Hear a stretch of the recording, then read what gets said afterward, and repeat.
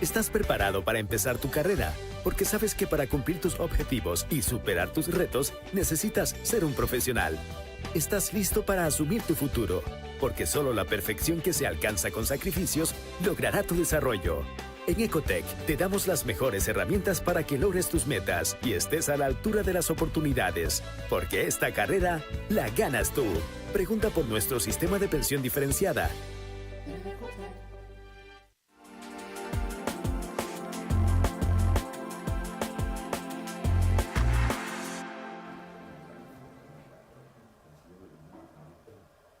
Amigas y amigos de La Posta, ¿cómo están? Tengan todos ustedes muy buenos días. Muchísimas gracias por estar ya conectados a nuestra señal.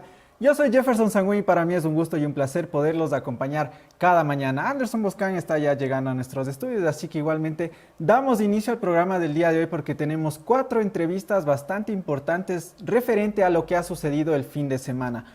2 hechos importantes que sin duda han marcado el sábado y el domingo, también desde el viernes obviamente, la designación sobre todo del coronel Fausto Cobo como titular del SNAI, así que con él estaremos hablando con nuestro primer invitado sobre cómo está la crisis carcelaria. El fin de semana también recorría un par de videos, sobre todo del coronel que estaba ya en uno de los centros de reclusión social, donde igualmente veía y constataba cuáles eran las condiciones y en una de las celdas incluso tenía internet. Vamos a estar hablando con él en nuestra primera entrevista del día de hoy. Eso sí, agradecemos a todas las marcas que hacen posible que cada mañana el Anderson, la Moni y yo estemos junto a ustedes. Agradecimiento especial a NetLife, internet seguro de ultra alta velocidad que permite que hoy lleguemos a todos sus hogares. Muchísimas gracias a NetLife por confiar en este espacio. Durante la mitad del programa estaremos haciendo la revisión de los hechos, también estaremos analizando el lamentable fallecimiento de César Monge, exministro, exasambleísta y también líder del movimiento Creo. También estaremos hablando sobre este tema. Sin más, iniciamos las entrevistas del día de hoy. Como les había anunciado, nuestro primer entrevistado es el coronel Fausto Cobo. Muchísimas gracias por estar conectados ya a la señal de La Posta. Bienvenidos a las entrevistas del día.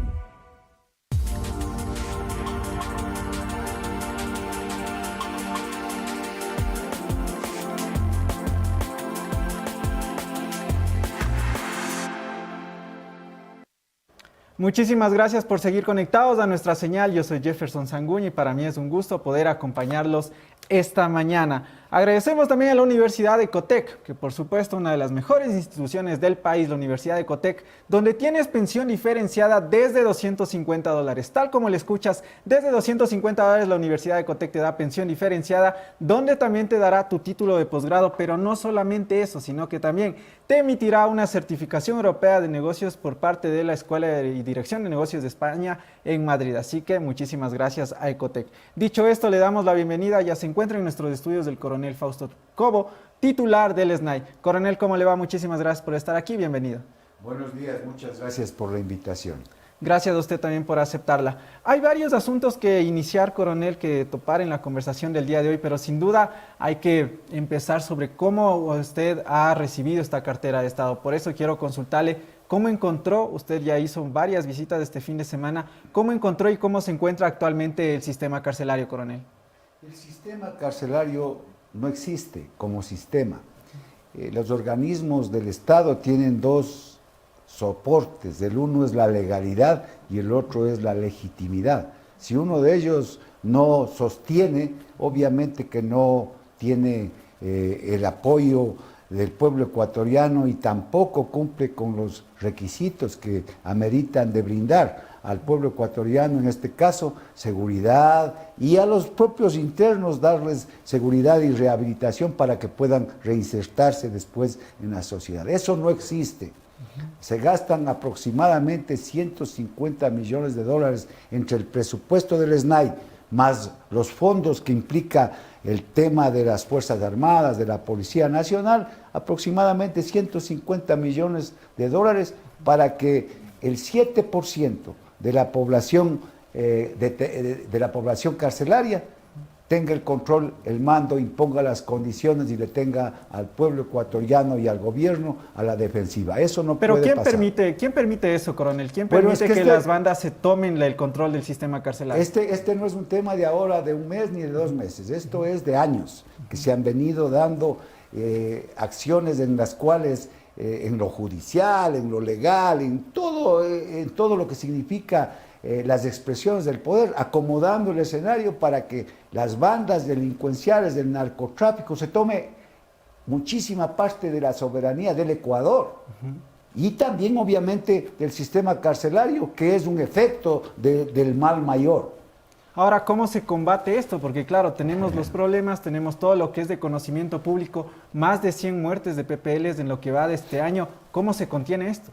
Esto es un tema, también la solución debe ser estructural. Hay que preguntarle al pueblo ecuatoriano si está dispuesto a seguir gastando los recursos para que el 7% de la población detenida imponga el orden. Entonces, lo que hay que hacer es revertir. El presidente de la República ha dado claramente sus lineamientos políticos. El Estado tiene que imponer la ley. La violencia la produce la criminalidad y el Estado tiene la obligación de imponer la fuerza suficiente y oportuna para que esa violencia sea neutralizada. Hoy no se puede dar prioridad a un tema de rehabilitación. ¿Qué rehabilitación puede haber en un escenario donde se asesina, donde se destruye la infraestructura, donde se violentan los derechos humanos de los propios, del resto de detenidos por parte de un porcentaje mínimo, pero que son los cabecillas y los que imponen el orden? Eso hay que revertir. Por ejemplo, la de las principales bandas que están al mando, si podemos llamarlo de alguna manera, actualmente en el sistema carcelario, ¿cuáles son estas? Porque aquí en este espacio mostrábamos la semana anterior cómo son y cómo han sido las nuevas subdivisiones, principalmente de los choneros, que han sido uno de los que han tomado protagonismo tras la muerte de su líder, alias Rasquiña. Hoy por hoy, ¿cuáles bandas o qué bandas son las que están tomando con fuerza las principales cárceles del país, coronel? Mire, un ejemplo claro de lo que estoy manifestando en cuanto se refiere a la ilegitimidad del sistema. 9 parámetros están establecidos para la clasificación de las personas privadas de libertad, para ponerlas en un estado de máxima seguridad, de mediana seguridad y de mínima seguridad. Pero no, ahora solamente uno de esos parámetros es el que se toma en cuenta, que es el tema a qué banda pertenece. Es decir, a los lobos, a los lagastos o a los choneros. Entonces, ahora ya no existe, y es una mentira, es una falsedad. Al pueblo ecuatoriano no hay que mentirle, sin secretos frente al pueblo, que se clasifica en mediana peligrosidad, alta peligrosidad y mínima peligrosidad. No, sino que aquí están los lobos, aquí están los lagastos y acá están los choneros. El que pasa por acá le matan al otro. Le voy a indicar lo siguiente: las 120 personas que fueron trasladadas en la noche del sábado no son los de alta peligrosidad. Ellos son los que intentaron, unos y otros lograron fugarse fuera de la cárcel de Cotopaxi. Y ellos no son los violentos, sino que no tenían otra opción. Ellos huían porque no podían regresar porque les mataban. Es una cosa de locos, es un submundo que no es ni siquiera humano. Entonces, esos 120 se oponían a regresar y tuvimos que trasladarlos a otro lugar para precautelar la vida de esas personas. Esto no puede continuar así. Sin duda, y habrá también varias de las soluciones que ustedes nos estará comentando más adelante.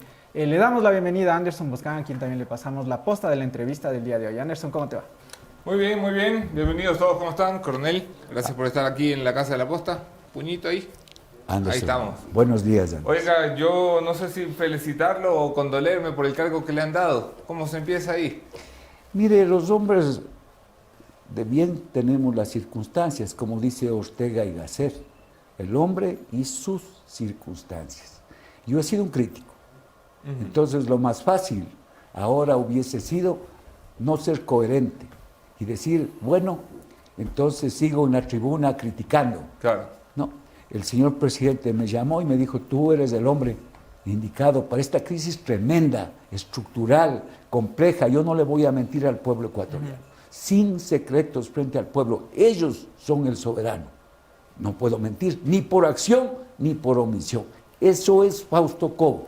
Y si eso le cuesta, pues bueno, así será. Yo soy así. La crisis del sistema carcelario que viene fraguándose durante años alcanza todo lo imaginable. Corrupción en el interior de las prisiones, gente que no está preparada ni que tiene seguridad. Hay directores de cárceles aquí que salen conduciendo su propio auto y en la esquina, por supuesto, los esperan los delincuentes para darles el mensaje. Tenemos las antenas apagadas, tenemos las cámaras inservibles, los escáneres dañados por repuestos de $200. El sistema está en pelotas. ¿Por dónde se empieza cuando hay tantos problemas? Porque no hay sistema. Más bien al contrario, el sistema es parte de la organización criminal. Y el pueblo ecuatoriano gasta $150 millones anuales para mantener el privilegio ni siquiera de los 40.000 detenidos. No, del 7% de esos 40.000, es decir, por 2.500 cabecillas narcoterroristas criminales que imponen el orden, los otros tienen que subordinarse. Y los derechos humanos que a veces se reclama, justamente es eso. Entonces, ¿cuáles derechos humanos hablamos? De los propios internos, que están sometidos bajo un régimen delincuencial, mafioso, criminal. ¿Cómo es esto? Entonces preguntémosle al pueblo ecuatoriano en la próxima consulta. ¿Está usted dispuesto, pueblo ecuatoriano, que sigamos socapando a un sistema que no es legítimo? Porque la legalidad es una cosa que se armaron en la ley, lindo el discurso. Yo ni sé el nombre, vea, no puedo pronunciar. Sistema Nacional de Apoyo Integral para Adultos detenidos, perdidos la libertad, y también para menores, Dios mío, menores infractores. ¿Qué tal? Y vea cómo está el sistema. O sea, yo me fui, yo no soy de escritorio, también cuando se necesita, pero me fui pues a la cárcel. Yo este rato ¿A qué cárcel fuiste? No salí de la cárcel, apenas me nombraron. Y estuve con casco en la celda de adentro. Porque la presencia... ¿En cuál? En la de la Tacunga. En la de la Tacunga, porque esa es... A ver, hay crisis por todo lado, pero cuando uno está frente a varios temas, uno tiene que priorizar. La estrategia es el arte de priorizar, definir prioridades. Si no, usted no define prioridades, entonces está plano. No, entonces la prioridad era recuperar el control de la más peligrosa en esta crisis, en este momento, que es Cotopaxi. Vea, destruido la infraestructura, no quedó nada en pie de tecnología, eso es como que ha pasado por ahí un bombardeo aéreo. Entonces ahora, este momento de aquí, este rato, yo he aceptado esta entrevista porque tengo que cumplir con los medios de comunicación. Se lo agradecemos, coronel. Y me voy, ¿sabe a dónde? Me voy de nuevo a la Tacunga. Me está esperando el Cuerpo de Ingenieros del Ejército y me está esperando la Escuela Politécnica del Ejército. El señor presidente me dio los recursos necesarios, urgentes, pero no para solucionar el problema, sino para que no se fuguen los 5.400 porque destruyeron la infraestructura. ¿Qué se va a hacer con eso? A ver, vamos a reforzar el filtro 3. Entonces ahí esas mallitas que cada vez ponen, muro. Esas puestitas que parten, puertas, como llama, de acero. Es que no se puede permitir. Entonces, solo ese núcleo, porque yo como ¿será que quitar la llave a los presos también, no? Vea. Los presos tienen la llave en todas las cárceles. A ver, Anderson, seamos con sentido común. Uno de esos que dicen que son guías, es que sin armas, porque la ley así dice, que no puede entrar con armas, desde el filtro 3 para el interior. Uno para cada 100 presos. Uno, sin armas. ¿Quién tiene la llave? No, esto es absolutamente sentido común. Entonces, para cambiar eso, hay que hacer reformas constitucionales, reformas legales, y es de mediano y largo plazo. Pero ahora hay que tomar medidas de urgencia, medidas de prioritarias para recuperar el control. Lo escuchaba al inicio de la entrevista decir que le sorprendía, no sé, Nando, si puedes hacer un close-up de esto, que le sorprendía que se dijera y se le mintiera al pueblo ecuatoriano cómo están repartidos los PPLs le llaman, los presos, en el sistema carcelario. Y recordaba este informe de inteligencia de hace mes y medio, donde mire cómo le pintan las provincias por banda. Así es, por banda. Entonces, la cárcel donde están es la cárcel de los lagartos, de los choneros, de... ¿Por qué no usamos la roca, coronel? Mire, vamos a hacer, pero verá, porque no es posible, o sea, el sentido común lleva a eso, y obviamente las decisiones tienen que ser tomadas con la disuasión, tiene dos partes. No solamente son recursos, sino la decisión de emplear esos recursos. Entiendo. Porque si usted tiene recursos y no tiene la decisión de emplear, la amenaza percibe. Entonces dice, este no me va a disparar, este no va a usar esto. ¿Para qué sirve tener los recursos? Entonces, eso es lo que hay que recuperar. Entonces usted me decía que está el país dividido por bandas. Las cárceles están divididas por bandas. 9 parámetros son para clasificar. Aquí, máxima peligrosidad. Entonces tienen un régimen de máxima peligrosidad. Pues, mediana peligrosidad. Un equilibrio. Y las que son infracciones menores, se han portado bien, no son peligrosos. Entonces ellos claro, pueden... no puede ser lo mismo Jorge Glass Claro, que mira, el líder de los choneros. Pero obvio, pues a los de alta peligrosidad, vea, deben respirar porque el oxígeno está ahí. Porque son una minoría, pero minoría, pues. Vea, de los 40,000, un 7% son los peligrosos, es decir, 2.500. Y esos 2.500 someten a los internos, a todo el resto, y obviamente al Estado le ponen a la defensiva. ¿Cómo es eso? Y el único parámetro de los 9 es a qué banda perteneces. Entonces yo no le puedo meter acá al otro, pues, sea de baja o de alta, y le meto en el pabellón ahí. Es mentir al pueblo ecuatoriano que los presos están clasificados de esa manera. No, es por bandas. Yo me quedé estupefacto, porque cuando ingreso, estaba en cada pabellón, está al ingreso una puerta dibujado ahí. Sí, los sí. lobos. Está entrando a territorio de ellos. Está acá. Oye, ¿cómo le hacen? Porque yo he visto salir de la cárcel en estas requisas que hacen cada mes, que encuentran 200 armas. Todos los meses encuentran 200 armas. Porque está corrompido. He visto el salir sistema. fusiles belgas. O sea, Está nuestra policía no tiene fusiles belgas.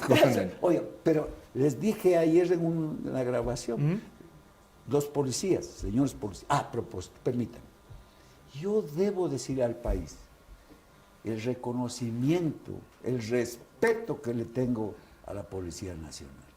Oiga, qué decisión. Sí, claro. Y qué profesionalismo. No les topan a los presos. Mentira, eso de los derechos humanos.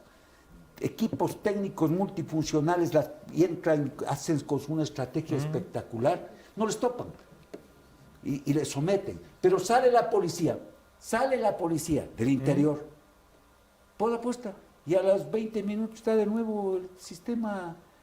Claro, sí. Entonces es un ciclo vicioso. Yo termino con esto y le devuelvo la palabra a Jefferson Sanguña, que estaba dirigiendo la entrevista y viene aquí de colado nada más. Los derechos humanos. Lo escuchaba decir, estos delincuentes de máxima seguridad, hay que respirar porque el aire está ahí. Coincido, mire, le aplaudo. Pero aquí va a haber un montón de lloricones que le van a decir, usted ha llegado a violar los derechos humanos. Y hay algo que es cierto. La gente que está en las cárceles y que ha muerto en las cárceles son muertos del Estado. Esos muertos no son responsabilidad de los lobos, de los choneros, de la que me parió, son muertos del Estado, claro. Porque el Estado tenía que garantizar que ahí nadie se mate. Así es. ¿Cómo va a ser para que los defensores de los derechos humanos estén tranquilos con su gestión? Mire, yo creo que el pueblo ecuatoriano tiene que comprender y respaldar. La legitimidad es el respaldo soberano del pueblo ecuatoriano. Aquí no estamos persiguiendo a nadie. Aquí no estamos dando garrote ni haciendo la violencia. No, no, no. La fuerza suficiente para neutralizar la violencia que genera la criminalidad, no el Estado. Y yo estoy defendiendo los derechos humanos de la gran mayoría de los detenidos, de los presos. ¿Cómo es posible, por ejemplo, que hayan destruido todos los expedientes ahora en Cotopaxi? No hay expedientes, no hay digitalización. Entonces, ¿cuál es el perjuicio? De la gran mayoría de ciudadanos que han cometido un delito, que están allí, pero no es un tema de peligrosidad, o se han portado bien y han cumplido con el 60% de la pena, tienen derecho a salir con libertad condicional. No, entonces, ¿por qué no se puede hacer? Porque los otros impiden que esa decisión. ¿Dónde está la vulneración de los derechos humanos? ¿Cómo está la vulneración? Y tampoco es vulneración de los derechos humanos de los violentos. No, hay un régimen de alta peligrosidad y el Estado tiene que garantizar ese régimen. Obvio. Es así. Y si no, bueno, pues entonces... Sí, esto parece el Estado trabajando por el narco. Pero, oiga, por favor, vea. Entonces salen y dicen, el estudio de si es un camal donde matan al resto, ¿cómo va a estudiar? Y entonces le da el internet para los 20 o 30 que van a estudiar, pero ese internet sirve para el resto, para los violentos, y desde allí dirigen las operaciones delictivas. Entonces, ¿qué tengo que hacer? En este momento, los 20 van a tener que esperar, pero no les puedo dar internet para que los otros lo mal utilicen en contra de los derechos humanos de los ecuatorianos y también del resto de internos. Entonces, hoy la prioridad es seguridad, la rehabilitación es mentira en este momento. No estoy en contra de eso, por si acaso, sino que hay que ir equilibrando el tema. Cuando se controle, cuando esté el tema adecuado, el ambiente adecuado, hay que darles rehabilitación. Le devuelvo la palabra a Jefferson Sanguña y quiero leer los comentarios en la caja de comentarios, qué tan de acuerdo o desacuerdo están con el general Fausto Cobo, que es el nuevo encargado de eso que llaman sistema carcelario. Muchísimas gracias, coronel. En honor al tiempo, quiero topar un par de temas rápidamente con usted. Por ejemplo, sin duda habló sobre los derechos humanos y un atentado, sí que fue el tema de los derechos humanos, fue la violación sexual a una de las policías mujeres adentro del sistema carcelario. ¿Qué garantías hay para las mujeres guías penitenciarias y para las privadas de libertad? Mire, este momento en el sistema están vulnerados derechos realmente de todo tipo. Pero hay que corregir, hay que buscar la forma de hacerlo, pero les repito, el cambio es estructural para poder corregir todos esos temas y desde luego hay que sancionar severamente aquellas vulneraciones, tanto del Estado en contra de los detenidos, como de los detenidos en contra de quienes están ejerciendo el tema. ¿Usted ha escuchado que las organizaciones se han pronunciado en contra de la violación de la señora policía? Sí, por ahí alguna cosa, pero no en el otro caso. Entonces, los seres humanos somos... Pero ¿cuál es el estado de la policía que fue violentada? La señora policía está a órdenes y cumpliendo las disposiciones de la Policía Nacional. Yo no le voy a decir el tema porque por seguridad de ella también. Sí.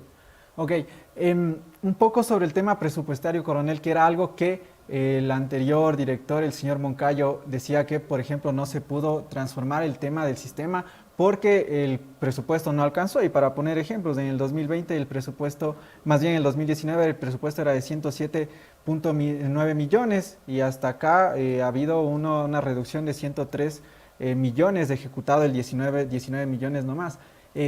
¿Cuál va a ser el presupuesto que se le ha asignado ya o con cuál usted ha dicho, ok, yo voy a hacerme cargo de esto, pero necesito tanto de presupuesto? Mire, yo creo que hay que ser eficientes y atender los temas puntuales ahora, en esta emergencia. Pero 107 millones de dólares, el pueblo ecuatoriano, solo del SNAI, porque también hay que tomar en cuenta Fuerzas Armadas y Policía cuando tienen que emplearse. Pues. Entonces, aproximadamente 150 millones de dólares se gasta anualmente en el sistema. Para los resultados que tenemos y que está viendo el pueblo ecuatoriano. ¿Cuánto falta? No, vea, hay que reestructurar el tema, no hay que seguir malgastando el dinero en un sistema que no sirve.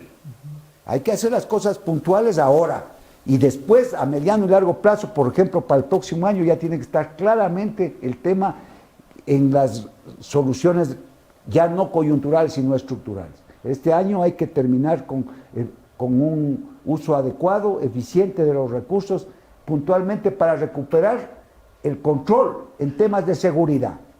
Y tendrá que priorizarse sobre otros temas de ese mismo presupuesto, porque el pueblo ecuatoriano no tiene recursos. Entonces le preguntemos a los niños que no tienen para ir a la escuela, las familias, buenos ciudadanos, preguntémosles los que no tienen ni siquiera para comer, preguntémosles a ellos y nosotros seguimos aquí pidiendo más y más recursos. No es así. Y sobre el tema de institucionalidad, coronel, algo que también ha sido de cuestionamiento es, por ejemplo, que se haya dividido en una secretaría las personas que están a cargo del sistema penitenciario. ¿Esto para usted le hace sentido o se tiene que volver a un ministerio para que se haga cargo de todo el tema carcelario? Mire, la reconstrucción, la reingeniería del sistema es un tema estructural. Pero le voy a poner el ejemplo de lo que crearon. Mire, este sistema tiene un directorio en la ley que hicieron. Ese directorio está conformado por 6 ministros, un secretario y el defensor del pueblo. No se ha reunido nunca. Y entonces, por ejemplo, para lograr los beneficios penitenciarios, se requiere una reforma al reglamento. ¿Quién reforma el reglamento? Yo soy secretario de ese directorio, sin voto. Y no se ha reunido nunca, porque ¿sabe por qué? Porque no se ha designado al presidente. Y el presidente tiene que designarlo con decreto ejecutivo, el presidente de la República. No le culpemos a Guillermo Lasso, porque es una crisis estructural, apenas está 2 meses con tantos problemas, pero no se ha reunido nunca. Entonces yo el viernes. Pero, coronel, ¿por qué esperó el presidente que haya una matanza nuevamente, que hayan 22 muertos, para entonces sacar al incompetente que había allí y nombrarlo usted? ¿No era más fácil nombrarlo desde el inicio y ahorrarnos 22 muertos? Mire, las decisiones tienen que darse en los momentos difíciles y complejos. Tanto tema, yo creo que el presidente, yo no soy la maravilla del mundo. Yo también tengo críticos con mi carácter. Sí, yo no por me supuesto. creo, ni tampoco milagros, no. Yo tengo voluntad y cariño al país. No solamente ahora, he estado dispuesto a mi familia. Entonces yo aquí estoy. Cuando me dijo Guillermo, le dije, mire, aquí al lado está mi esposa, escuchando, pero ella es mujer de soldado. Entonces, mire, ¿cómo es posible que no se haya hecho esa acción? Entonces yo el viernes, con el apoyo del presidente, estoy sentado en la Secretaría Jurídica de la Presidencia, para que se haga el decreto, nombrando y convocando ya de una vez a la primera sesión, en donde el punto inicial es reforma al reglamento para poder nosotros ejecutar el tema de evitar el hacinamiento en paste, dando beneficios, pero no a las mulas, pues, no a los que no se merecen. Los jueces deciden al final, pero el expediente tiene que tener un antecedente de que son delitos menores, de que se han portado bien, que ya han cumplido el 60% de una manera adecuada, y que esa gente, los derechos de ellos están siendo vulnerados. ¿Sabe qué hicieron en este último amotinamiento? ¿Qué hicieron? Destruyeron, quemaron, yo vi, no me contaron, todos los expedientes de la cárcel de Cotopaxi. Y además de eso... Y a nadie se le ocurrió poner los digitales. Claro, a nadie. Entonces, el sistema... Brillante, seguimos pagando 150 millones anuales para eso. Brillante. No. Podríamos estar 1 hora, coronel. Qué pena que sea un día tan noticiosamente agitado. Usted sabe, se ha producido la muerte del exministro de Gobierno, César Montes. Solidarizarme y darle consuelo a la familia y pedir a Dios que le cobije con su santo manto. Me sumo sus palabras. Le deseo todo el éxito del mundo, mi coronel. Nosotros le damos amplia cobertura al sistema carcelario porque creemos que allí está gran parte de la inseguridad que vivimos fuera de las cárceles. Yo sé también. Las puertas abiertas en este espacio, todo el éxito y nos mantiene al tanto. Claro que sí, Anderson. Coronel Fausto Cobos, el nuevo mandamás del sistema carcelario. Ojalá y el sistema se pueda restablecer. Estaremos conversando permanentemente con él. Le doy paso a Jefferson Sanguña. Enseguida, 1 minuto y medio me regalas, Jeff. Pero por supuesto.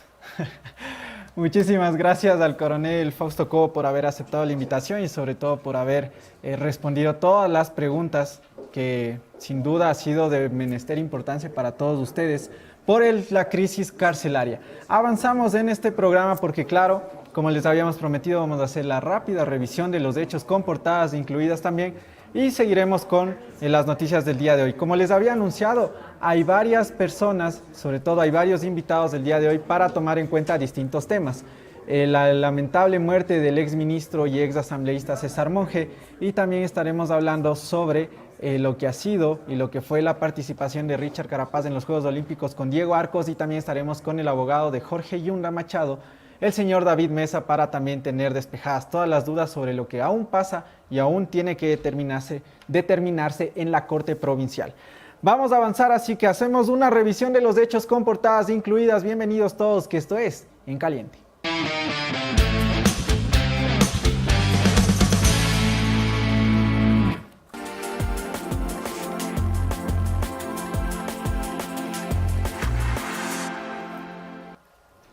Gracias por seguir conectados a la señal de la posta. Yo soy Jefferson Sanguña. Queremos agradecer, por supuesto, a las marcas que hacen posible que cada mañana el Anderson, Lamón y yo estemos junto a ustedes. Agradecimiento especial a Sánchez García y Asociados, que las entidades de control no te agarren en curva y que ningún contador te vea la cara. Lo que necesita tu empresa es una asesoría contable, tributaria y legal 100% confiable y profesional. Con Sánchez García y Asociados ya estás del otro lado, porque tú solamente te encargas de hacer dinero y ellos te cuidan la espalda. Muchísimas gracias a Sánchez García y Asociados.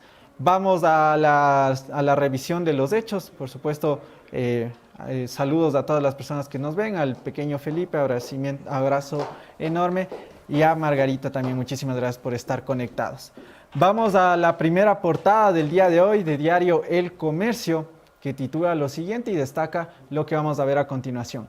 Primero sobre Loja. Loja logra una ventaja mediante su plan de vacunación, pero también hay algo muchísimo también que ha dado de noticia, que ha sido de conocimiento público. Por ejemplo, el tema de Richard Carapaz y la medalla de oro, que lo estaremos comentando con Diego Arcos, y también se destaca la lamentable noticia de César Monge, quien falleció el día de ayer. Anderson Boscan. A ver, evidentemente es un día agitado. Les había dicho, vamos a tener un programa completo el día de hoy. Mónica Velázquez, Jefferson Sanguña y este servidor. Vamos a intentar abordar la mayor cantidad de hechos noticiosos. Por primera vez en la historia del programa, creo, vamos a tener 4 entrevistas, así que nos van a ver corriendo hoy porque hay muchos generándose. Por un lado, el decreto de nombramiento de el señor Fausto Cobo, con quien ya revisamos cuál es su estrategia para el sistema carcelario, una estrategia radicalmente distinta a la que veníamos aplicando y observando. Por otra parte, evidentemente César Monge se lleva los titulares de la prensa nacional, de la gran prensa nacional. El exministro de Gobierno César Monge, fallecido en la ciudad de Guayaquil ayer por la mañana. Su velorio se está llevando a cabo hoy. No sé si están previstos los eventos normalmente funerarios de este tipo, llevan algunos protocolos como una ceremonia de Estado por haber sido un ministro de Estado, pero será sin duda un hecho que intentaremos revisar. César Monge fue un hombre tremendamente valioso que sirvió para una causa que creía justa, que era la causa del movimiento Creo, que terminó por llevar a la presidencia a Guillermo Lasso. Es un opositor duro del gobierno de Rafael Correa, duro del gobierno de Lenín Moreno, que sin embargo se lleva palabras de pésame, de gratitud, de bondad de parte de Rafael Correa, de Lenín Moreno, de gobiernos a los que se opuso, y eso habla muchísimo de su condición humana, del haberse opuesto a gobiernos como estos, sin despertar pasiones personales. Velázquez, Sanguña, ¿qué más tenemos en las portadas? ¿Cómo estás? Ahora vamos a revisar la portada de Diario Expreso, pero no sin antes agradecer a NetLife, internet seguro de ultra alta velocidad que permite que los acompañemos cada mañana. Diario Expreso, el excontralor se defiende atacando pero sin detalles. Polit no habla del caso del que se lo acusa, las coimas de Odebrecht. Eso fue de tema el fin de semana cuando compareció Carlos Polit, un poco haciendo referencia a que la designación de Pablo Celi estuvo fuera de lo legal. Hablaba que él lo había ya destituido antes de irse de vacaciones, que luego Pablo Celi asumió el cargo, que quien debía asumir el cargo era la señora Sabet Chamón, y también dijo que José Serrano había enviado a 2 personas a Estados Unidos para que él firmara la renuncia de la Contraloría. Y hoy estará Pablo Celi en la Comisión de Fiscalización compareciendo ¿A qué hora es eso? a las 2 de la tarde. A ver, me pongo una alarma porque yo no me quiero perder a Pablo Celi hablando allí. ¿Alguno de ustedes lo vio a Carlos Poli el fin de semana? Sí, yo estuve viendo la comparecencia de Carlos Poli. Flojito, ¿no te pareció que lo invitaron a ver qué pensaba el ex contralor, el pillo este que se llevó la plata casi que en costales, y lo invitaron como que fuera la Madre Teresa de Calcuta? A ver, señor, cuéntenos. Sí, y poco cuestionamiento, la verdad, también lanzó sobre César Navas, es decir, lanzó sus bombas contra César Navas, contra José Serrano, decía que siempre se quisieron tomar la Contraloría, que por poco en su gestión fue todo de una manera positiva, y también casi que destacó que él siempre estuvo pendiente de hacer informes de responsabilidad penal cuando encontraba algunas cosas irregulares. En algo sí tiene razón Poli, es en el contubernio que tuvo César Navas con José Serrano para tomarse la Contraloría. Yo reporté sobre esto cuando trabajaba para Diario Expreso, una nota que debe estar todavía en la hemeroteca del Expreso, y lo que reportamos fue cómo la policía fue fundamental para tomar el puesto del Contralor, porque al final la señora Sabet Chamón, a quien no lo recordará seguramente, pero le dimos amplia cobertura cuando yo dirigía esa sección de Diario Expreso, la echan del cargo básicamente con uniforme policial. Y allí es donde se sienta Pablo Celi, quien luego intenta hacer lo que hizo para tratar de ganarse la legitimidad, pero comienza de una forma profundamente criticada y criticable. Vamos a ver qué dice hoy Pablo Celi. Si nombra a un asambleísta en funciones, esto es una bomba, es lindo. Sí, lindo. sí. Si nombra a 2, aquí pedimos Bello. pizza. Si nombra a 3, nos armamos un reventón de COVID. ¿Qué dice? Ya te tomo la A palabra. Velázquez no le gusta Está la idea, bien, ya me está está bien. regañando. con la No, mirada. yo no estoy regañando nada. Bueno, avanzamos. Avancemos. La siguiente noticia que nos llevará precisamente a la siguiente entrevista del día de hoy. Tiene que ver con lo que les habíamos comentado en un inicio, el fallecimiento de César Monge, exministro, exasambleísta, presidente nacional del movimiento Creo, por lo que lamentablemente falleció el fin de semana, y quien se hacía eco de las primeras declaraciones a propósito de este tema era Guillermo Lasso en la ceremonia por la fundación, por recordar la fundación de Guayaquil del día de ayer también. Así que vamos a escuchar las palabras del presidente Guillermo Lasso cuando hizo honor a César Monge. Comenzar este homenaje por un aniversario más de la gloriosa batalla de Jambelí, rindiendo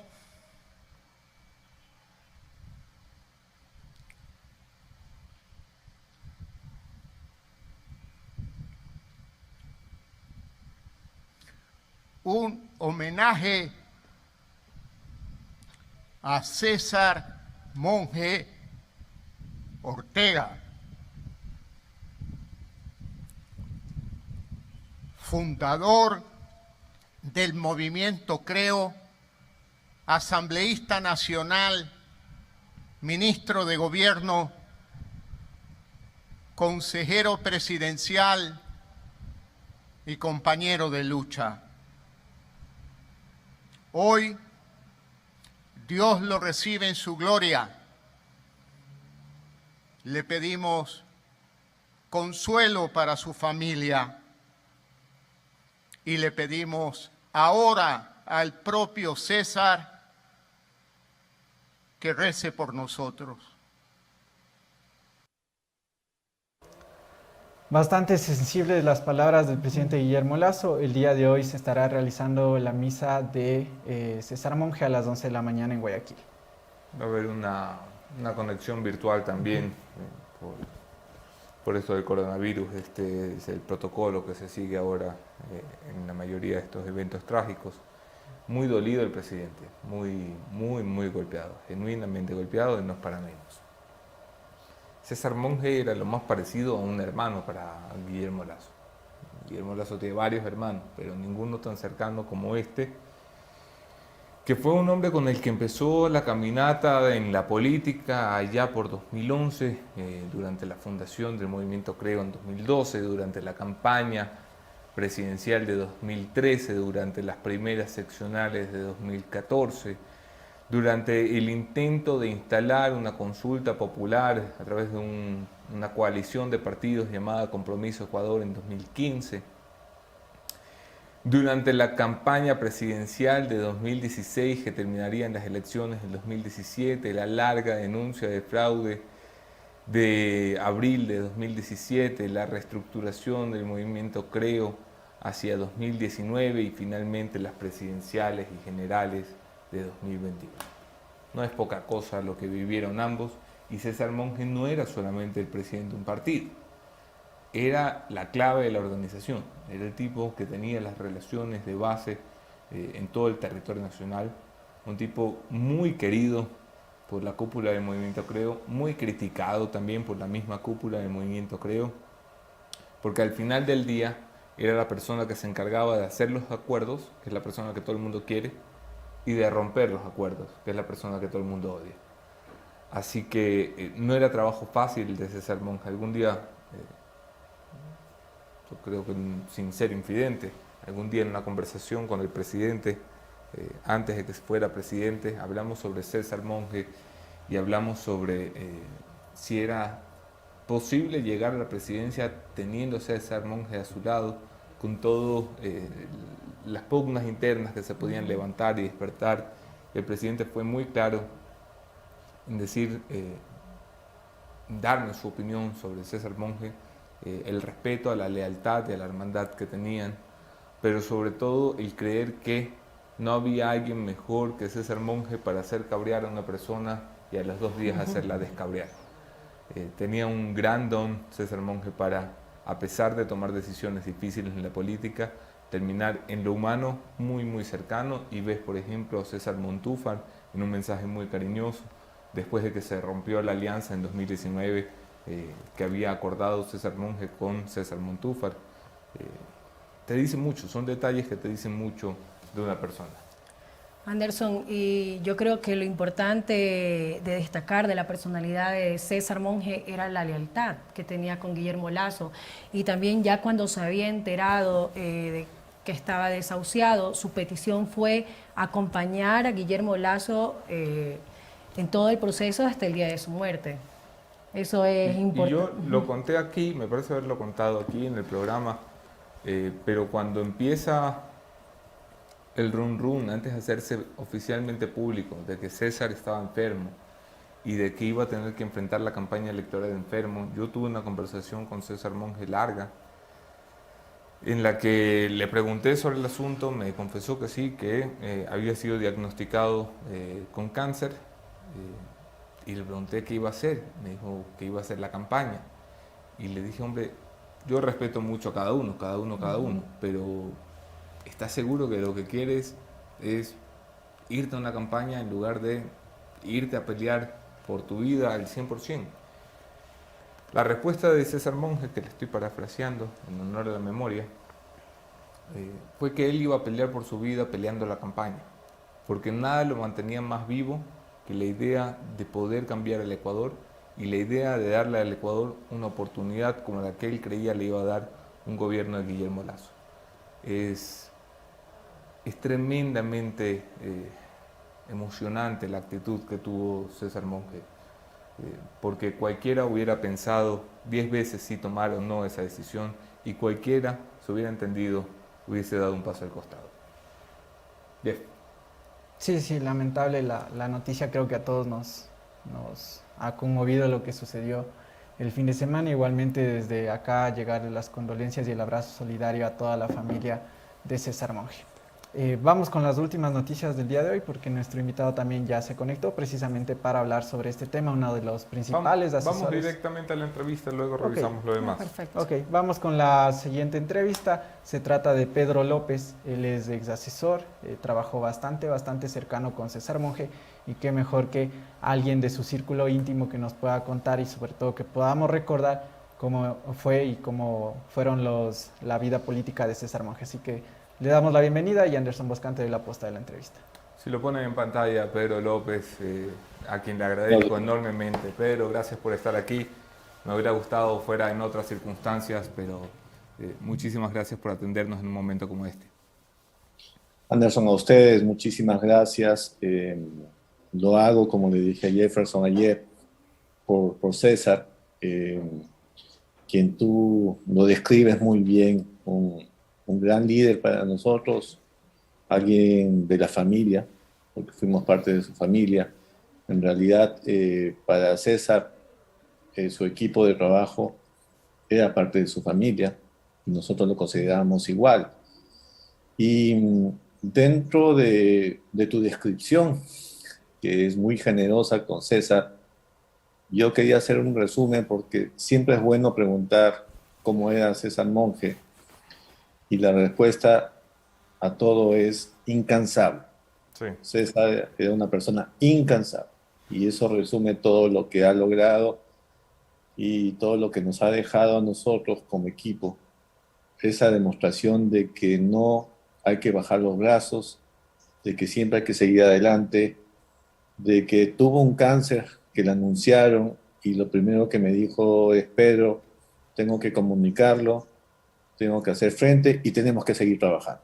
Porque venía trabajando con él toda la pandemia, todos estábamos recluidos, pero con él trabajábamos en pandemia desde febrero hasta mayo, trabajábamos de 6 de la mañana a 9 de la noche, vía Zoom, haciendo trabajos, cosas de comunicación. Entonces, esto demuestra que César no se detenía nunca. Yo escribí ayer, Pedro, en un tuit, me remontaba a abril 2017, cuando el ánimo en el lacismo era de terror. Acaban de salir de la denuncia de fraude que llevó a Lenín Moreno a la presidencia de la República. Se entendía que Guillermo Lasso se iba a retirar de la vida pública, incluso de la política. Se entendía que el movimiento pues ya no tenía mucho sentido. Y me encontré con César Monge y le pregunté qué iba a hacer. Me dijo que se iba a tomar unos días de descanso y que después volvía para trabajar para el 2021 por si Guillermo se animaba. Ese era más o menos el espíritu de César Monge. Quiero preguntarte por sus últimos días, Pedro, después de la condecoración que por lo menos se le pudo dar en vida a quien fuera ya un ministro de Estado, además de asambleísta, además de presidente de un partido. ¿Cómo fueron los últimos días de César, al menos en relación con su equipo, con su familia? Mira, solo te puedo dar testimonio de lo que nosotros pudimos ver. En realidad, César, estos últimos semanas, por así decirlo, unas 6 últimas semanas, César realmente decidió pasar con su familia. Decidió ya seguir trabajando, porque en realidad a César, como tú dijiste, detenerle el trabajo era imposible. César tenía que seguir trabajando porque eso le mantenía fuerte. Y él seguía trabajando vía telefónica, daba las directrices de qué seguir haciendo. Esto te lo cuento en la parte política, como me contaron mis compañeros, mis colaboradores que trabajamos en el equipo. En el caso de comunicación, obviamente, fue diferente, como tú mismo lo sabes. Tuve que suspender ya toda comunicación, porque su decisión fue pasar con su familia, fue un pedido familiar, y lo pasaba en casa, acompañado de toda su familia, de su esposa Mercedes, que yo considero que Mercedes Plaza es tan o más valiente que César. Lo que ella está afrontando y lo que afrontó y lo que ha afrontado en su vida es muy fuerte. Y ella, claro, ella también decidió junto con él que estas semanas pasar juntos. Y eso es bueno, eso fue lo que pasó estos últimos días, estas últimas semanas. Pedro, ¿cómo estás? Jefferson te saluda en esta ocasión. En el tema ya político, si bien has dado un poco de resumen de cómo eran estas declaraciones de César y sobre todo cómo se comunicaba con ustedes en ese sentido, pero ¿cuál era el proyecto político que César siempre trataba de decir esto es lo que necesitamos, esto es lo que queremos para el país. A ver si podemos también por ahí que nos cuentes con qué proyecto político soñaba y con qué país soñaba el señor César Monge. Mira, bien, gracias por hacerme esa pregunta, porque eso es lo importante de César. César creía que se podía hacer una política diferente en el Ecuador. Y él lo hacía de forma diferente. Como tú bien dijiste, Anderson, tú decías que él a la final lograba siempre salir bien y quedar bien, pero su fortaleza era, aparte de ser incansable, era su gran sonrisa. Y eso tú lo debes, es una fortaleza. La sonrisa de él terminaba con todo. Y él, a base de esta personalidad única que él tenía, soñaba en este Ecuador diferente en política, que el político se forme, que el político sea diferente, que tenga sus valores bien formados, él siempre recto como siempre fue, y quería esa política recta, esa política que sí se puede hacer en el Ecuador, lo demostró él. Yo sé que varias personas pueden decir, bueno, es el caso único, y no es así. Él formó una estructura de presidentes provinciales, de presidentes cantonales y de presidentes parroquiales en todo el Ecuador, algo que él estaba orgulloso y siempre lo repetía. Y para hacer eso, como ya Anderson contó, pasaba un día, descansaba un día después de unas elecciones generales y al día siguiente ya estaba viajando por todo el Ecuador, reuniéndose con nosotros el día lunes, decía, esto voy a hacer y vamos a conseguir nuevas bases, vamos a armar nueva estructura, vamos a conseguir gente de valía y gente que el día de hoy sabe eso y lo llora hoy día, ¿no? Porque hoy día se va a despedir de él y saben que él los buscó, seleccionó a las personas correctas que pensaban como él, que es el Ecuador se puede cambiar y se puede cambiar con un buen ejemplo. No sé si eso responde a tu pregunta, pero básicamente es como él pensaba. Él pensaba que el Ecuador sí se puede cambiar con muchos valores, siendo recto, siendo dedicado y alcanzando tus metas fuertes, trabajando todos los días.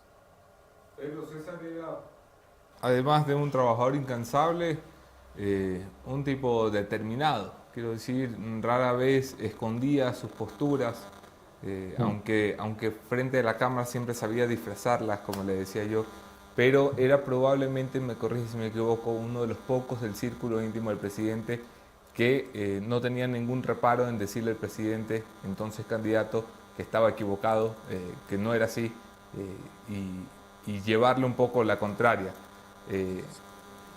¿Era así?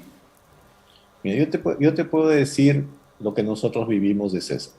César era una persona que los días lunes nos sentábamos todos y nos decía todo lo que él pensaba.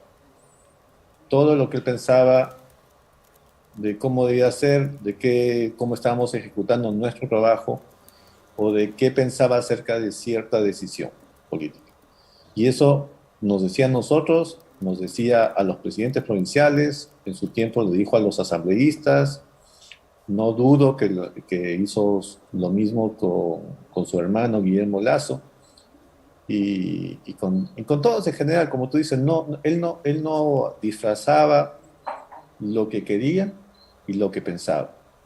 Entonces, esa era la forma que yo te digo, una forma que en política en Ecuador es pocas veces visto, porque tú generalmente, tú que conoces a los políticos, sabes que la forma de comportarse es diferente. César decía lo que buscaba, no escondía y gracias a esta frontalidad lo conseguía. Si bien es cierto, no se ganaba siempre, él siempre dejaba claro lo que pensaba respecto a cada tema, ¿no? Lo dejaba claro, no tenía miedo en decir las cosas como son. Y esa es su fortaleza, esa fue su gran fortaleza.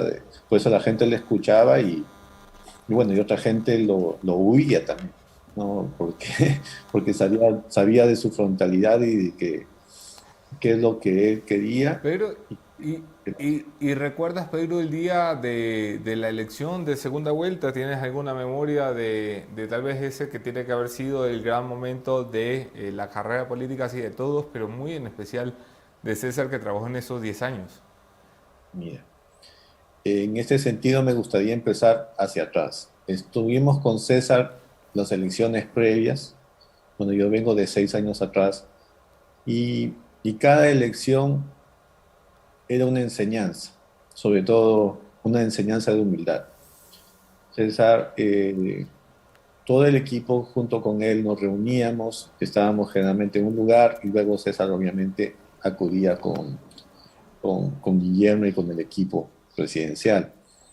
Y el 11 de abril todos estábamos obviamente optimistas, muy nerviosos. El fantasma del 2017 estaba siempre presente.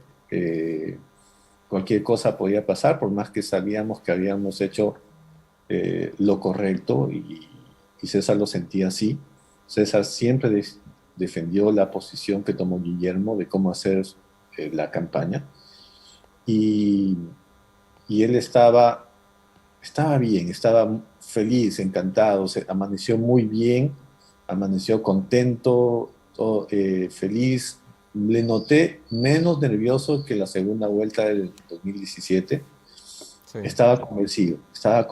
Él estaba convencido de que la tercera era la vencida.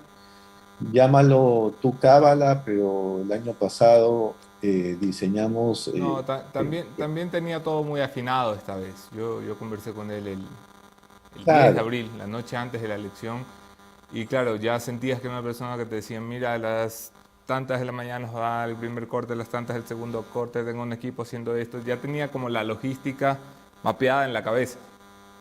es que él sabía que la tercera era la vencida, y eso era lo que yo te iba. O sea, nosotros en el 2021 con él decíamos que el 2021 es de la 21, y él estaba convencido de eso. El número 21 para él era su número de cábala, se convirtió en su caballo de batalla. Decía, ¿cómo no vamos a poder ganar en el 2021? Entonces, ese domingo él sabía que era el día de la 21.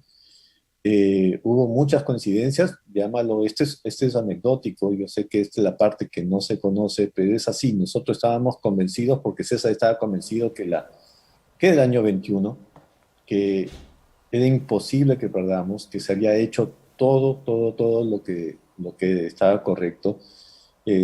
Yo me encontré con César ya en el centro de convenciones, que fue en la tarde. Y el equipo estuvo con él en la mañana. En la tarde César fue, y era el César de siempre, ¿no? El César sonriente, que simplemente ya estaba dando abrazos y que ya sabía que había un triunfo ahí, que habíamos ganado. Eran Claro. 3 de la tarde y nosotros sabíamos que estábamos ganando, que el triunfo era asegurado. Como te digo, no dejaba de asustarnos este fantasma del 2017, que pasó algo muy similar. Entonces, era muy prudente por ese sentido, ¿no? De todas maneras, sabía que había ganado, pero trataba de que, como tú dices, él tenía todo planificado, pero sabía también que había el miedo, que teníamos este miedo todos de que cualquier cosa podía pasar. Claro que Y, sí. y bueno, felizmente no fue así. César lo primero que hizo saltar, su familia estuvo ahí. Yo pudimos ser testigos de que su primer gran abrazo fue con su hijo Santi, que tiene 4 años, y saltaban y lo lanzaba al aire, y lo abrazaba como nunca, porque sabía que este era el triunfo de su vida. Y luego, obviamente, ir junto al equipo, junto a Guillermo, y estar en la tarima con él, pero no dejaba de ver a su equipo y a su familia que estaba adelante. Fue algo totalmente emotivo. Nosotros sabíamos que para César esto era el haber llegado a la meta de 10 años de lucha, de una lucha demasiado fuerte. Yo creo que poca gente ha pasado por lo que él pasó. Podríamos considerar que es injusto, que es justo, pero César pasó por juicios, César pasó por persecuciones, Claro. pasamos por intervenciones telefónicas, pasamos por persecución. El propio equipo sufrió lo que a él también le pasaba. Quedamos revisados en el aeropuerto, quedamos seguidos, espiados, en la época que tú ya sabes. Y, y entonces realmente César no bajaba, él sabía que se podía cambiar el país, sabía que se podía derrotar esto que se formó, que en un momento se llamó Alianza País, pero en realidad se transformó en algo más. Entonces él sabía que se podía vencer, que se podía retornar a la democracia y no descansaba en eso, no descansaba. Era eso y el domingo 11 estaba contento porque era el cúmulo de todo. Esto acabó. Y lo que te digo es que estábamos hasta las 12 de la noche, Mm. recuerdo que estaba yo abrazado a él y le digo, ya bueno, ya con Mercedes le dijimos, vamos, váyanse a descansar, o sea, tú de todas maneras tienes un cáncer. Y, y, y él lo dijo, no, no, solo lo último. Acá tengo a Amazonas y quiero que coordines con él una entrevista. Claro que Entonces, yo siempre lo pensaba y decía, hombre, si César no hubiera perdido el pelo, nadie se hubiera enterado que tenía cáncer, porque con la forma que trabajaba era inconcebible, de verdad. sí, Pero te quiero agradecer de verdad desde lo más profundo por haber dedicado estos minutos a un espacio que queríamos dedicar a la memoria de César Monge, que fue un político, un asambleísta, un ministro de gobierno, un presidente de un partido, pero sobre no, todo un buen amigo y una persona a resaltar. Quería cerrar la entrevista nada más preguntándote por los mensajes de tan variopinto espectro político, o sea, Rafael Correa, Lenín Moreno, César Montúfar, el movimiento indígena, todos con palabras amables y generosas hacia César Monge. ¿Cómo reciben esto en el círculo cercano de César? bueno, mira, César dejó un gran legado y eso fue lo que hablé con su esposa Mercedes Plaza ayer. Dejó un legado, él cambió la política. Es natural que las personas, que tú sabes que todo es coyuntural, o sea, a veces es adversario político, pero eso es coyuntura lo que está ahí. Ellos reconocían la fortaleza de César, ellos sabían, a veces lo huían por eso, porque sabía que cómo era César de fuerte. Y estas palabras, como tú dices, de todo un espectro, es justamente porque reconocen el valor. Nosotros, como equipo, como familia, creo, sabemos que lo admiraban, que admiraban. Obviamente tenía su forma de hacer las cosas tan fuerte que, que era difícil no ver esa forma de conseguir las cosas, esa forma recta también de conseguir las cosas, esa cosa frontal, como era él.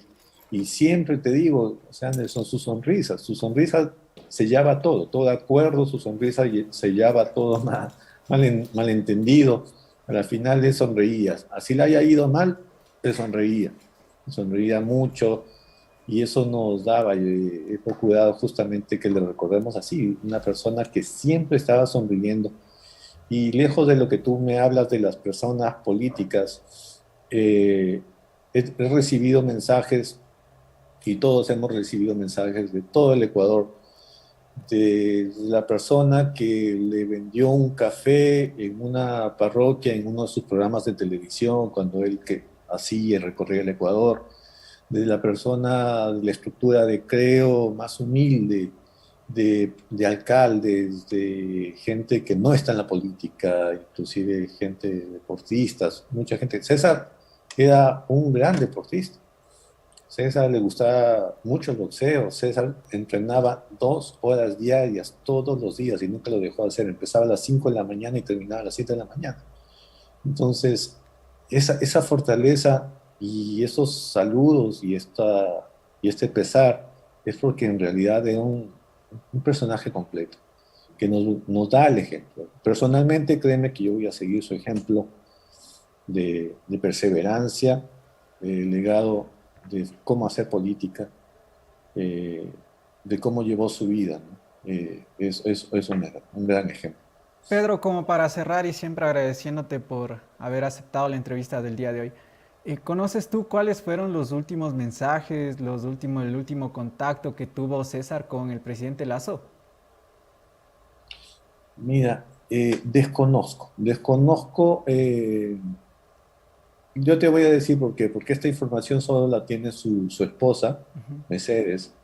Mercedes retiró los teléfonos de César, los dos teléfonos, uno escondido que tenía, porque ustedes saben que César pasaba así.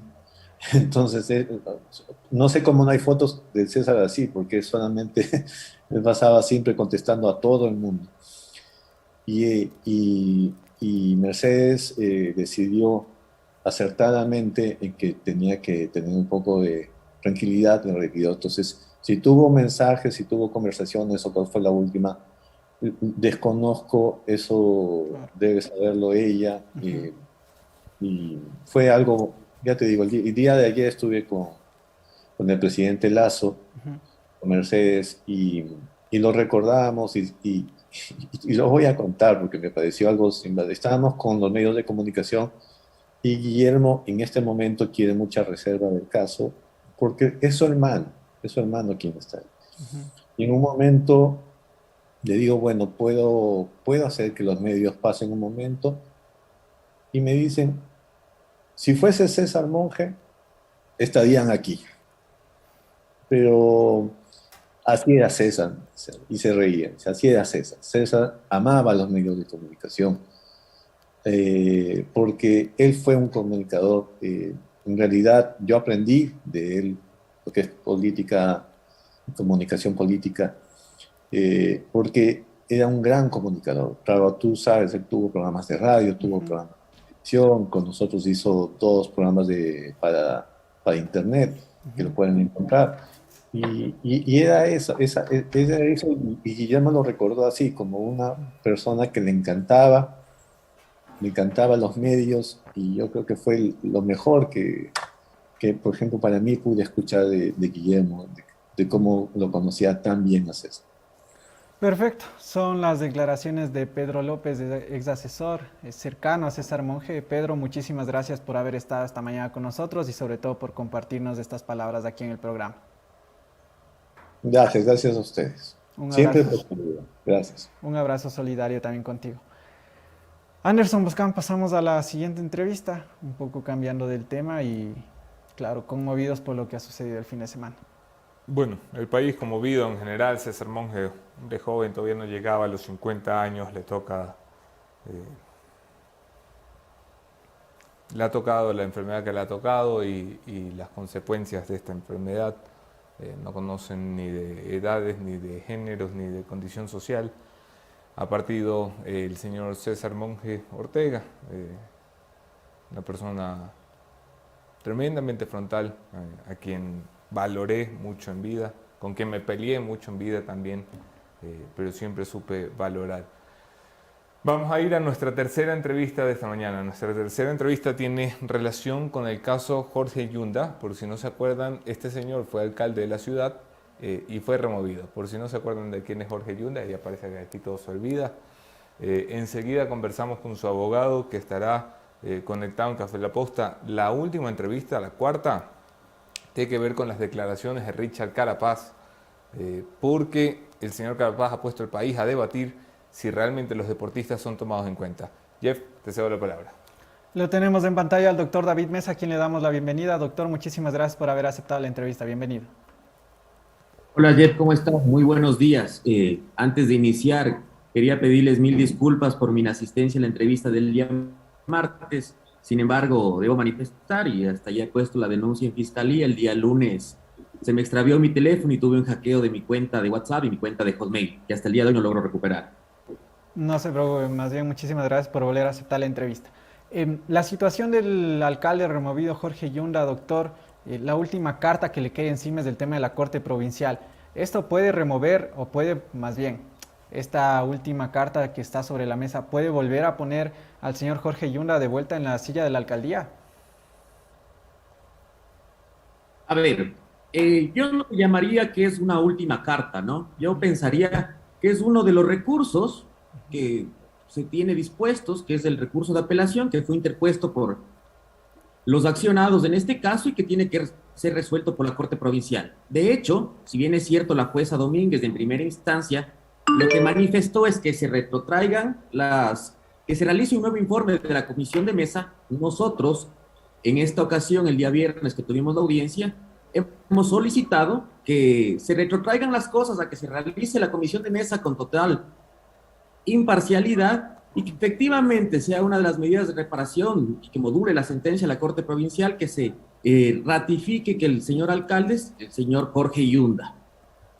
Ok, pero es decir, algo que se les cuestionaba a ustedes, parte de la defensa contraria, era que ustedes siempre apelaron fue al informe, pero no a la resolución ya de la comisión. Entonces, ahí le vuelvo a repetir la pregunta porque no me la respondió. ¿Hay la posibilidad de que el señor Jorge Yunda, después de lo que resuelva la Corte Provincial, si es a favor de él, pueda regresar a sentarse como alcalde de la capital? A ver, te explico, Jefferson. Todo juez que se convierte en constitucional y conoce una acción de protección tiene la posibilidad de precautelar cualquier tipo de derecho, aún así cuando no haya sido expresado, en este caso, por la parte accionante. Efectivamente, el artículo 5 de la Ley Orgánica de Garantías Jurisdiccionales habla sobre el efecto modulador de las sentencias. Es decir, que la Corte Provincial, tomando en cuenta que la sentencia de primera instancia dejaba entrever que solo se realiza nuevamente el informe de comisión de mesa, nosotros solicitamos que module la sentencia y que efectivamente retrotraiga las cosas al informe de la comisión de mesa, se deje sin efecto la resolución 043 donde le remueven al alcalde Yunda, y con estos dos efectos jurídicos, necesariamente el alcalde nuevamente tendría que ir a sentarse en el municipio de Quito.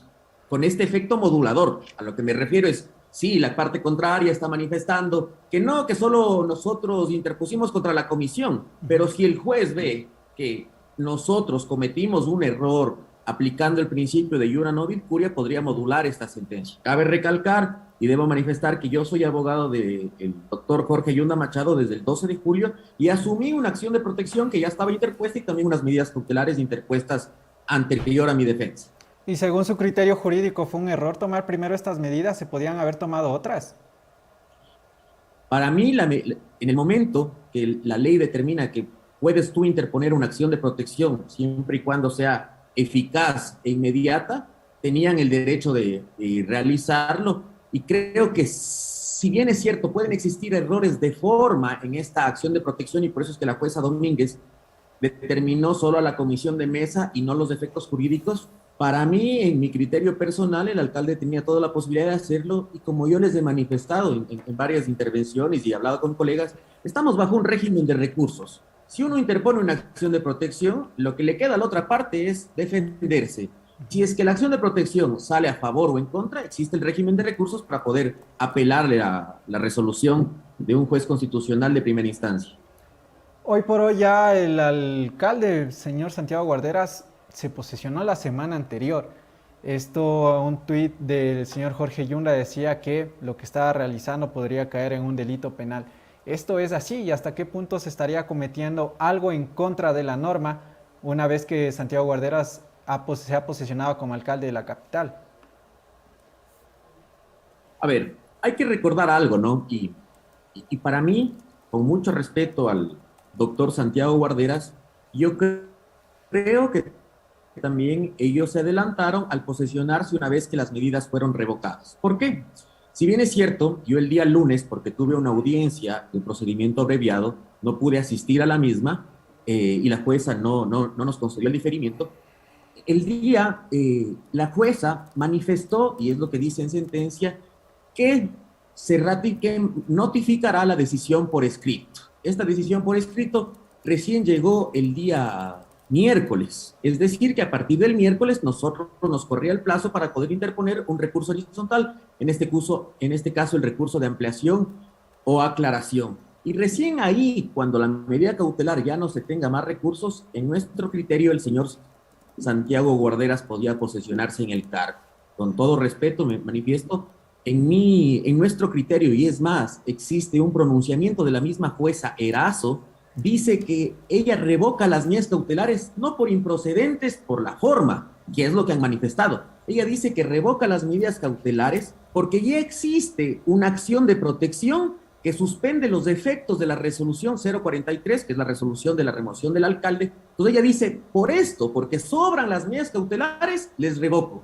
No la revocó de la forma en que o eran improcedentes o fue un abuso de derecho, y fue lo que todos se ha comentado en redes sociales, pero esa fue la forma y existe, y está en el párrafo, y lo mencionamos el día viernes también a los jueces de la Corte Provincial para que puedan identificar. La misma jueza Erazo dice, revoco las medidas porque ya existe una acción de protección que suspende la remoción. Entonces, en nuestro criterio y con esta aseveración de la propia jueza Erazo, el señor alcalde Santiago Guarderas no podía haberse posesionado. Pero respetamos su criterio y su participación política en este momento. En el proceso judicial que se lleva a cargo y que se lleva en la Corte Provincial, doctor, ¿cuándo se va a poder tener una resolución? El viernes ya se instaló la primera audiencia. ¿Cuándo vamos a tener una respuesta final por parte de los jueces de la Corte Provincial? A ver, la audiencia del día viernes inició con una aseveración del juez que me parece lo más prudente en este caso, siendo un caso tan complejo, de que ellos van a escuchar a las partes y van a resolver en el tiempo que la ley determina para el efecto. En este caso, los señores jueces tienen 8 días para poder deliberar, revisar la documentación, revisar los expedientes y poder identificar si es que efectivamente existe una vulneración de un derecho o no existe la vulneración de derecho. En el caso de que exista, tendrá que ratificar y modular la sentencia. En el caso de que no exista, tendrá que dejar sin efecto la sentencia de primera instancia de la jueza Domínguez. El doctor Jorge Yunda ha anunciado ya en varios medios que está analizando el tema de tomar otras acciones por las resoluciones que se vayan a dar en torno a su caso. ¿Esto implica que ustedes van a presentar alguna demanda en contra del Estado? ¿Presentarán alguna demanda en el tema ya internacional? ¿Qué acciones van a tomar?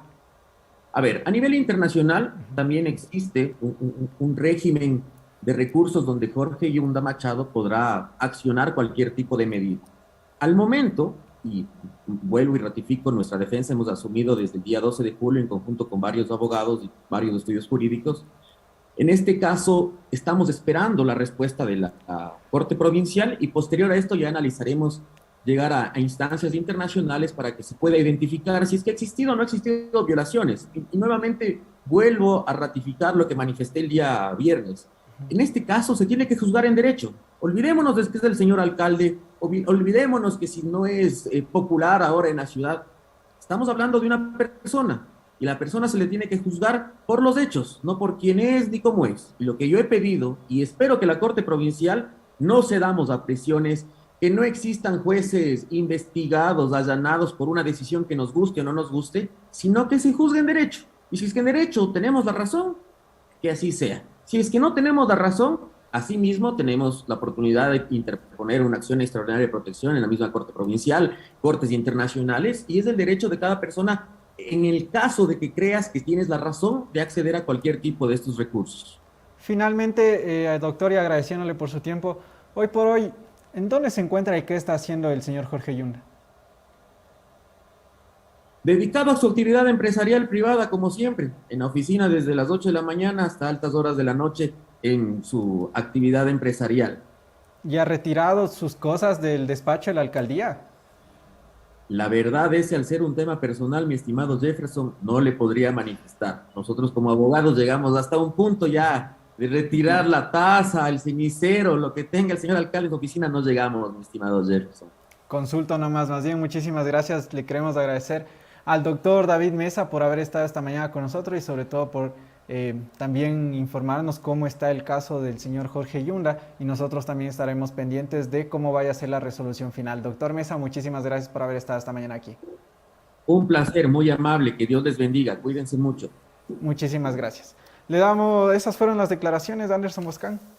Bueno, escuchamos al abogado de Jorge Yunda. El fin de semana estuvo conmocionado, bastante agitadito, porque Richard Carapaz le dio una alegría y un dolor de cabeza al status quo del pueblo ecuatoriano. A ver, déjenme explicarme mejor. El señor Richard Carapaz rompió cualquier expectativa porque claro que los ojos estaban puestos sobre él, lo que los ojos no sabíamos es que el flaco se iba a terminar adjudicando la medalla de oro, la segunda medalla de oro olímpica para el Ecuador, casi 25 años después de que Jefferson Pérez hiciera la gran gesta de llevarse el oro en marcha. El señor Carapaz se convirtió en medallista olímpico para fortuna y dicha de los ecuatorianos que celebraron a rabiar. La gente casi lloraba, la Moni casi lloraba cuando lo pusieron a Carapaz ahí sacando la lengua a las 4 de la mañana. Sí, lloraba, lloré de alegría. Sí, lloré. Y Sí, estaban viendo, de la emoción. se estaban en la madrugada viendo. nos despertamos, nos quedamos dormidos y nos volvimos a despertar. Tampoco te voy a decir ahí que estuve 6 horas mirando a Richard pedalear. Vamos, si esto vale los últimos 70 kilómetros, pues ahí me engancho.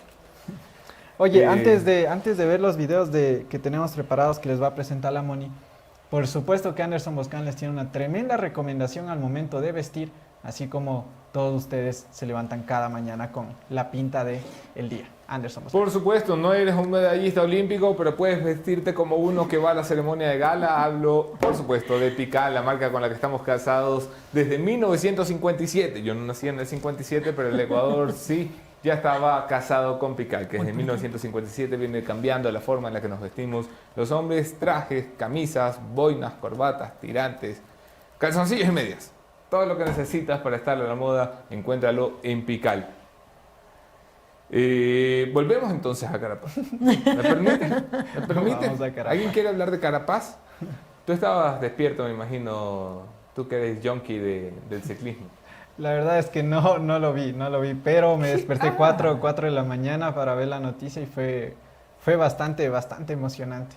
No se veía nada similar desde el 96 cuando Jefferson Pérez ganó en Atalanta la medalla de oro en marcha, y más de 25 años después, ver esta gesta heroica, pucha, emocionante, y creo que aún en el país, como siempre estamos concentrados en el tema del fútbol, no hemos medido la magnitud de lo que ha sido este hecho. Histórico Carapaz. Histórico también cómo reaccionaba el ciclista ecuatoriano y medallista olímpico ecuatoriano, qué bonito llamarlo así, porque este muchacho lo ha ganado todo. Qué año que ha tenido el 2021, que se compre la lotería, que vamos, que le va a salir premiada. Pero no olvidemos también que Jonathan Narváez también trabajó en equipo con él, le llevaba agua, le daba soporte. Sí, fue parte del equipo de estrategia Así en la competencia, así que eso también es digno de rescatar lo que menciona la Moni, que claro, todos los ojos enfocados en Richard Carapaz, pero el trabajo de Jonathan Narváez fue Oye, la Moni se entiende el fundamental, deporte, así es. lo que a mí me va explicando cuando vemos, me dice, no, este man hace esto. Yo, todos pedalean, para mí todos van igual, todos van pedaleando. El que va adelante gana, eso es todo. Pero sí hay ciencia, sí hay ciencia. Sí, hay bastante, es bastante estratégico, Sí, eso es lo chévere del ciclismo. Es bastante estratégico al momento de conseguir los puntos y demás. Qué duro. Yo escuchaba estas declaraciones el domingo por la mañana, el sábado por la mañana, no me acuerdo qué día fue, domingo por la mañana me parece, sábado por la mañana. Y decía, ¿cuánto dolor tienes que llevar encima siendo un deportista de que no te hayan apoyado, de que hayas tenido que bregar tú solito, pero en el momento más importante de tu carrera, en el momento que es de euforia y de celebración, tener presente cómo te costó a ti solito? Era Carapaz contra el mundo, básicamente. ¿Cuánto dolor tiene que tener Carapaz con su propio país por haberle dado la espalda? Yo no sé si tienes un poco claro, Jeff, de qué va todo esto. Yo me he estado enterando el fin de semana de qué va todo esto. Sí, el problema es que varios de los atletas ecuatorianos que van hacia los Juegos Olímpicos llegan sin apoyo de las autoridades, del Comité Olímpico, del Ministerio del Deporte, porque se valen por ellos mismos. Entonces, en el caso de Richard Carapaz, lo que mencionaba es que, por ejemplo, no había habido la planificación necesaria para llegar a la competencia, que a pesar de todo esto, se consiguió la medalla de oro. El tema de Glenda Morejón, que fue en su momento cuando fue a participar en un torneo y fue con zapatos rotos y consiguió medalla de oro. Todos estos atletas han llegado de esta manera. Incluso en estos Juegos Olímpicos recién, se me escapa el nombre de la deportista, pero que realiza tiro al blanco o uno de los deportes similares, igualmente fue sin entrenador. Llegó a los Juegos Olímpicos de Tokio sin entrenador. En el caso de Richard Carapaz, llegó sin un masajista. El masajista que es importante para el tema de la recuperación post competencia. Entonces, todo lo que han reclamado ellos es con justo derecho, con justa justificación. Yo soy de los que comparto que Richard Carapaz tenía que hacer este reclamo, y tanto ha sido así que ha habido un montón de ejemplos en el que cuando no ha habido el apoyo necesario aquí en el Ecuador, se los han llevado a otros países y se han nacionalizado para que compitan por otro país. Tremendo. ¿Tú cómo lo tomaste, Velázquez? No, yo creo que, mira, hay muchos comentarios negativos. Ahora Richard se cree ganador, pero está en su justa razón. Está haciendo un reclamo, y que no solamente es reclamo para él, sino para los demás deportistas. Y que creo que va a haber un cambio, O sea, ha levantado la voz y ya las autoridades, vi un tuit del presidente Guillermo Lasso que dijo que eso va a cambiar y que van a recibir los deportistas el apoyo que necesitan. Creo que es parte de este proceso, Anderson. Ojalá que así sea. A Ajá. Sebastián Palacios, el ministro de Deporte, ya le han dado durísimo en las redes sociales, cuestionando que en lugar de el viaje que realizó y que se encuentra allá, habría podido ser, por ejemplo, para llevar a un entrenador que faltaba para un atleta, para llevar al masajista que es necesario en la competencia de Richard Carapaz, y una serie de cuestionamientos de alrededor que son justificables, pero también habrá que ver en qué medida se pueden solucionar estos problemas. Para poner más ejemplos, aparte de Glenda Morejón, Carla Heredia mismo ha denunciado varias veces a la Federación de Ajedrez que no ha recibido el apoyo que ha tenido que buscar a la empresa privada para poder competir internacionalmente. Jonathan Amores también, otro de los deportistas que ha pagado sus competencias con rifas, y se mencionaba también a Adriana Espinosa. Así que los ejemplos sobran. Hay demasiados ejemplos donde no han sido justos con los deportistas, y que ojalá que, como bien decía la Moni, esto cambie en su momento. Bueno, vamos a pasar ahora. Me dicen que no tenemos la conexión con Arcos, Sí, ¿no? Diego había confirmado, sin embargo, entendemos también que habrá tenido algún inconveniente, Así pero esperamos que podamos tenerlo aquí el día de mañana a Diego Arcos, quien se encuentra allá en Tokio, llevando a cabo toda la reportería de los Juegos Olímpicos, que también pudo conversar con Richard en su momento, así que esperamos que nos pueda acompañar el día de mañana. Ojalá podamos hacer la conexión. Yo admiro mucho el trabajo de Diego Arcos como periodista deportivo, seguramente uno de los más preparados, sobre todo más allá del fútbol. Es un tipo que cada vez que lo escucho aprendo un montón. La diferencia horaria seguro no nos ayuda, ya en Sí. Japón tiene que estar...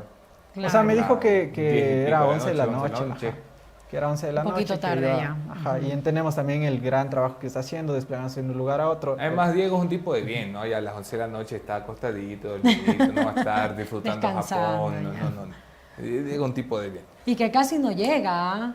Justamente sí. le pedían una prueba PCR que no la tenía, que se la había realizado allá mismo, pero no le hacían válido. El tema de una aplicación también que era necesario para entrar a Japón, pero que esa aplicación, dadas las circunstancias, no funcionaba.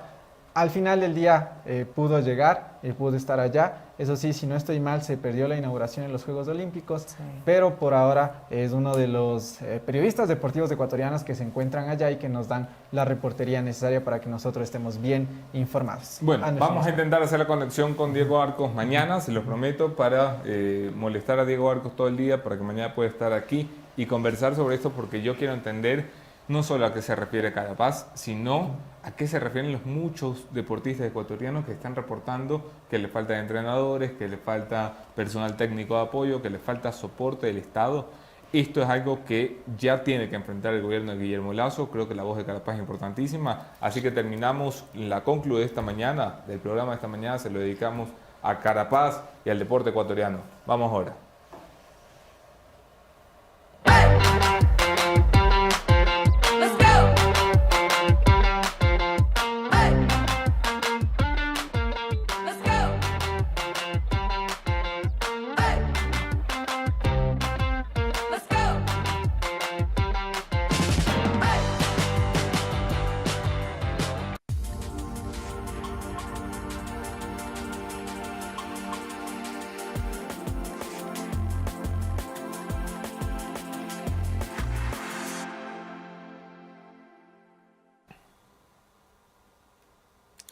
Las declaraciones de Richard Carapaz, quien tras ganar el oro olímpico y la segunda medalla de oro para el Ecuador ha dicho, mira, esto me pertenece porque en el Ecuador nunca han creído en mí, nunca me han apoyado. Le ha aguado la fiesta a un montón de gente que quería subirse a la camioneta, especialmente en la política, para utilizar a Carapaz como producto de sus supuestos esfuerzos. La verdad es que Carapaz ha llegado donde ha llegado porque sus piernas le han dado para llegar. Es un tipo extraordinario y ha llegado donde ha llegado a pesar del gobierno ecuatoriano y del Estado.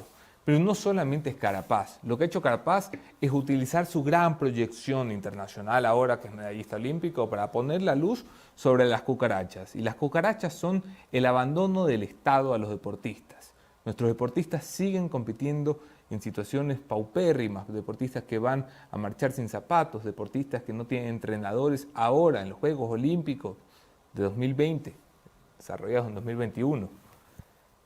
Entonces, ¿qué está pasando con el deporte? Porque el deporte es política pública y cuando es política me intereso en mirar. El deporte ha tenido una disminución de más del 60% en su presupuesto. Hemos pasado de 120 y pico de millones, que llegó a ser casi 200 millones, a menos de 60. Menos de 60 millones de dólares, en un presupuesto de 32.000 millones de dólares.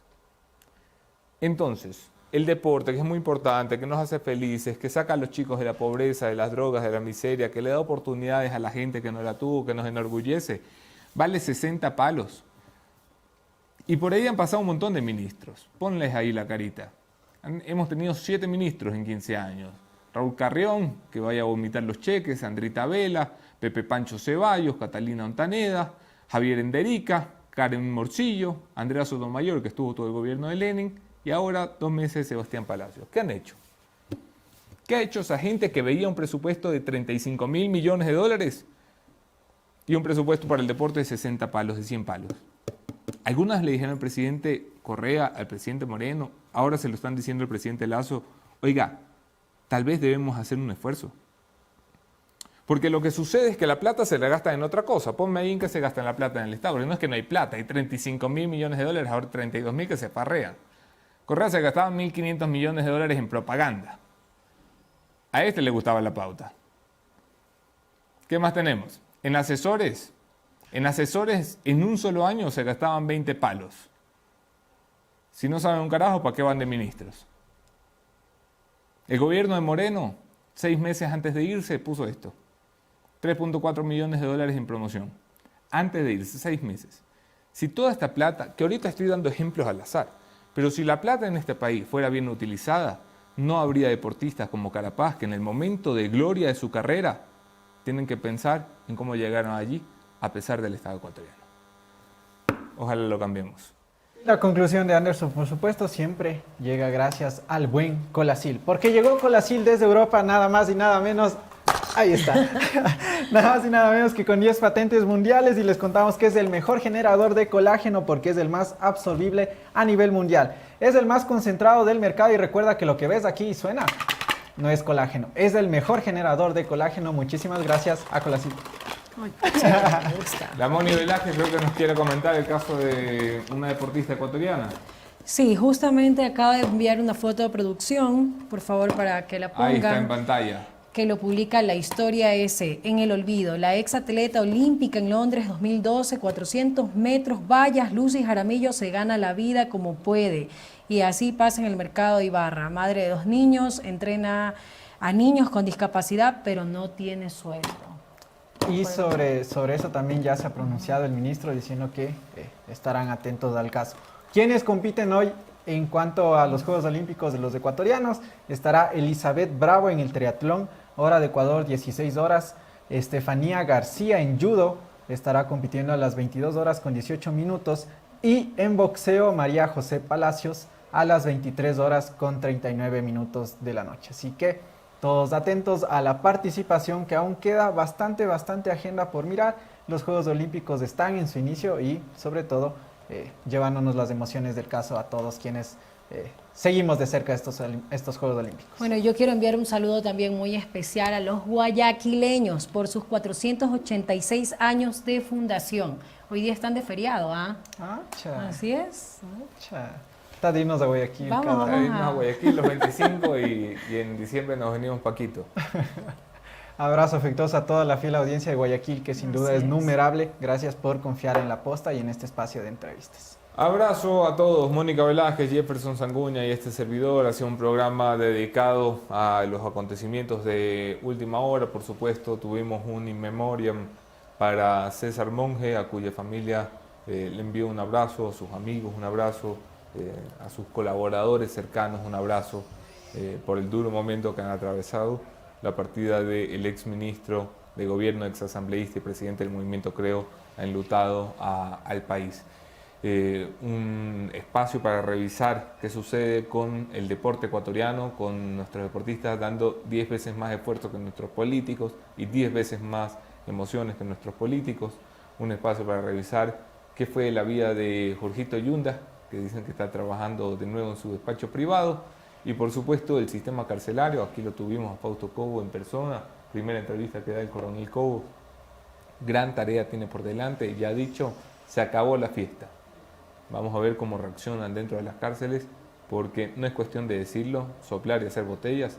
En las cárceles el control lo tienen los delincuentes.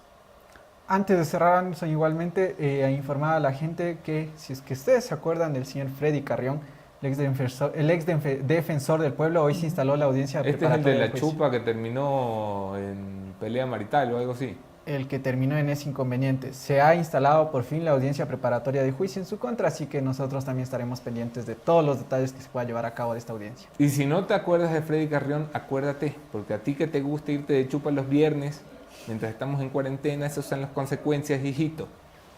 Velázquez, ¿algo más? Nada más. Nos despedimos. Muchas gracias por acompañarnos. ¿Barcelona ganó o perdió? Ganó, por favor. Mi piel es amarilla. Y El mi aire ropa huele a celeste de caramelo. Guayaca, por favor. Huele a caramelo. un huele a abrazo a caramelo. los barcelonistas, a la ciudad de Guayaquil y a todos los que han visto este programa. Abrazo especial. Chao, chao. Chao.